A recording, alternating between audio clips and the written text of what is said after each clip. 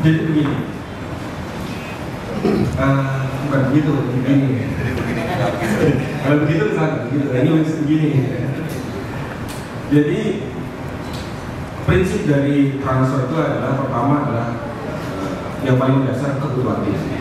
Ya, yang kedua adalah ketersediaan budget. Yang ketiga adalah ketersediaan pemain. Nah, tiga ini harus sinkron. Itulah yang selama ini kita jalankan, di mana Pena memberikan masukan kepada saya terkait dengan kebutuhan pemain, saya khusus dengan manajemen dan Pak Panca terkait dengan apakah ada budget yang kita bisa gunakan untuk berbelanja. Pak Panca bilang ada, silakan lakukan, lanjutkan. Kemudian setelah itu baru kita mendata pemainnya. Siapa sih available? Maka harganya berapa saja? Cocok nggak dengan karakter atau skill bermain kita? Itu kurang lebih gambaran awal. Nah, terkait dengan sosok Yandi sendiri, sebenarnya kalau kita begitu, Yandi itu adalah target kita dalam musik sebenarnya. Jadi kalau teman-teman saya nggak tahu waktu itu udah ada rumor pada Fabrizio Romano sempat ngomong, saya nggak tahu ya. Karena di awal musik sebenarnya waktu itu kita sempat bicara Yandi di awal musik. Karena di musim lalu ya dia salah satu pemain lokal yang cukup berkembang. Kenapa kemudian kita melakukannya? Tapi pada posisi waktu itu kita kalah cepat dengan Malut, kemudian mendapatkannya. Nah, seiring berkembangannya diskusi antara kita dengan Carlos di awal musim, kalau teman-teman pahami atau perhatikan, Persija itu di awal musim bermain dengan 3-4-3. Akhirnya kita hanya butuh 10 target man. Nah, oleh karena itu kita punya 2 target man yang pemain asing, ada Gustavo dan juga Singgi.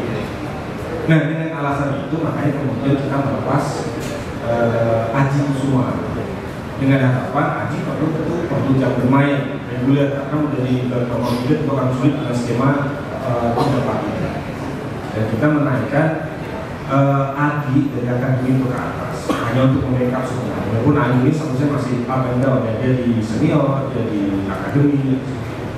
Namun dalam perkembangannya permainan kita di 17 dari awal, kalau teman-teman perhatikan ada satu momen, saya lupa mungkin awalnya di pekan ke-6 atau ke-7, di mana skema permainan berubah menjadi 3-5-2. Kita menggunakan 2 ujung tombak. Nah, setelah itu ternyata skema itu cukup baik berjalan, menghasilkan banyak poin, dan akhirnya ada opsi bermain tambahan dari Carlos Pena bahwa kita bisa bermain dari 3-4-3 atau 3-5-2.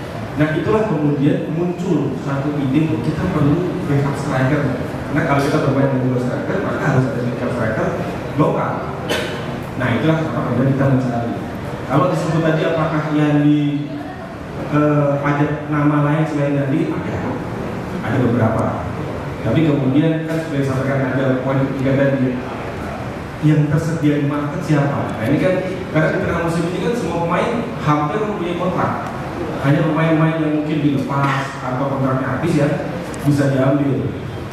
Dan kalau kita membeli pemain itu kan juga tidak hanya terkait dengan pemain itu mau atau tidak, tapi kalau kita juga bisa memasang harga berapa saja.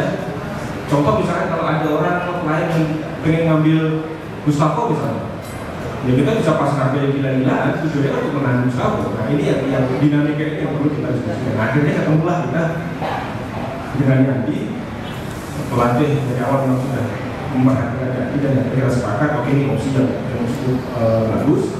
Akhirnya kita ambil Yandi. Jadi bukan serta-merta kemarin di kalian, karena kan maksudnya pertanyaan terakhir kamu ngobrol itu kita setuju dari awal musim sebenarnya.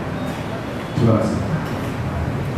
Arli, belum. Terima kasih sudah menonton. Silakan subscribe, like, dan jangan lupa komen di bawah ya, Bola Spotter.